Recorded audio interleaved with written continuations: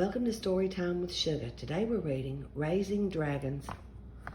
Pa didn't know a thing about raising dragons. He raised corn and peas and barley and wheat. He raised sheep and cows and pigs and chickens. He raised just about everything we needed for life on our farm, but he didn't know a thing about raising dragons. Ma didn't know about dragons either. She made a real nice home for us, but when it came to dragons, she didn't even know what they wanted for dessert. Now me, I knew everything about dragons, and I knew they were real. At first, Pa thought the notion of dragons on a farm was just plain foolishness. I'm not too particular about fanciful creatures, and I don't have any time for make-believe, he told me one day. So when Pa said he didn't want to talk anymore, I knew I'd better keep my opinions to myself. I did my chores with my thoughts in my head at one end of the barn, while Pa worked at the other end with his thoughts. I remembered the day my life with dragons began. I was out for my Sunday before supper walk. Near Miller's Cave, I came across something that looked like a big rock, but it was too round and too smooth, not hard enough to be a rock. Carefully, I rolled it into the cave and went to fetch Pa. "What do you think it is, Pa?" "An egg. A big egg," was all he said. "Now you stay away from that thing, daughter. No telling what'll come out of it." I couldn't tell if Pa was more scared than worried. "You just stay away, you hear me?" he said, pointing a finger. I always minded. My parents never had a reason not to, and I tried to mind Pa now, but I could not stay away. Day after day, I'd go to Miller's Cave to wait and watch and wonder what is coming out of that egg. One night, I couldn't sleep. I got out of my bed and climbed out of my window onto the porch Pa had made for me in the oak tree. But a loud noise broke the stillness of the night. Crack!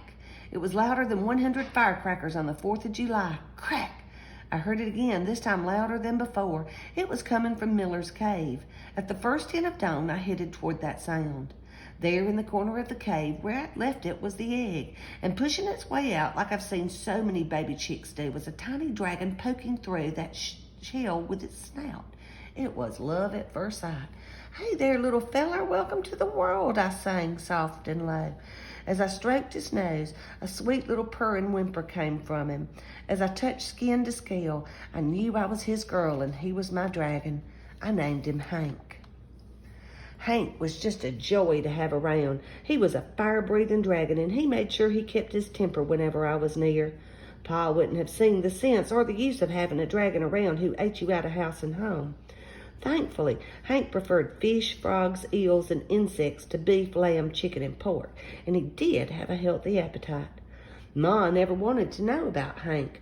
Whenever I wanted to talk about him, she'd cover her ears and sing.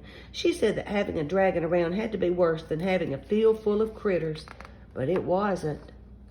Ma and Pa taught me about caring for living creatures from the day I was born. They taught me about raising lots of things, but they never imagined I would someday care for a critter most folks didn't believe existed. It did take a little time, but whether they liked it or not, Hank was part of our lives. He was an awesome thing, growing to be as big as the barn from tail to snout. Hank was very clumsy when his wings came in, but once he learned how to use them, we'd go flying, mostly at night. Up until then, I had been afraid of the dark. The shadows and muffled noises and the complete quiet stillness always seemed to be waiting and watching me. I had seen our farm from up in my tree perch, but Hank showed me my world from on high, the way a cloud or a bird or a star just might be seeing me. Up there, I saw things for what they were. It was just grand. Pa was the first one to notice what he called a strangeness happening around our farm.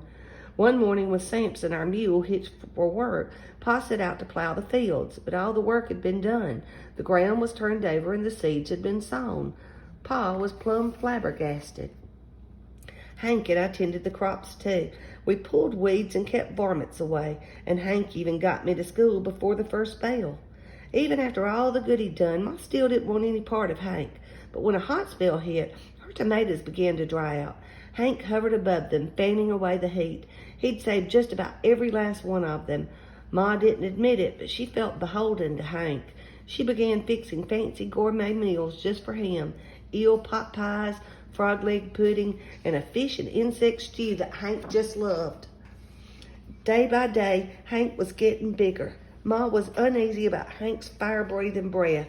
Pa paced with worry about all the corn Hank and I planted. There was corn growing everywhere. Ma cooked as much of it as she could, but there was just too much. Just when it seemed like the corn would swallow up our farm, Hank grabbed Pa's shovel and dug a wide trench around the cornfield. Then he blew on it with his hot breath. "What in tarnation?" Pa screamed. Ma ran out of the house carrying a bucket of water, but it was too late. The whole field was ablaze. We couldn't believe our ears. Pop, pop, pop, pop, pop, or our eyes. Hank was making popcorn. It took an entire week to salt and bag it. We sold it all at a profit. It was the first dragon popcorn anybody ever saw or tasted. Oh, it was real good, too. When Ma harvested her tomatoes, Nancy Akins bought some. She claimed they had medicinal value. She said they cured her gout. Pretty soon, folks wanted dragon-grown food like they wanted medicine or magic cures. But there was nothing medicinal or magical about it. It was just Hank. The crowds and attention decided his fate. One evening, Ma and I were sitting in front of our pot-bellied stove. She was shelling peas while I read Murdoch's Adventure Atlas of the Known and Unknown World, a book I'd got from the library that morning. In that instant, I realized what I needed to do. Come morning, Hank and I set out for the dragon-shaped landmass floating in the middle of the ocean. There were dragons everywhere. They put us up in their best hotel, invited us to eat in their best restaurants. Hank was right at home. When I saw Hank playing run and fly and chase, I knew he had found the perfect place to be. All in all, it was a great vacation. But at the end, it got real hard. I had to say farewell to Hank, at least for now. Normally, I don't get mushy at departing, but when Hank turned to me and called me Cupcake, I boo-hooed a heap. Just as I was about to board my plane, Hank stood there on the runway trying to hide a wheelbarrow behind his back. His toothy grin lit up that cloudy sky. That wheelbarrow was full of rocks, I squealed in puzzlement.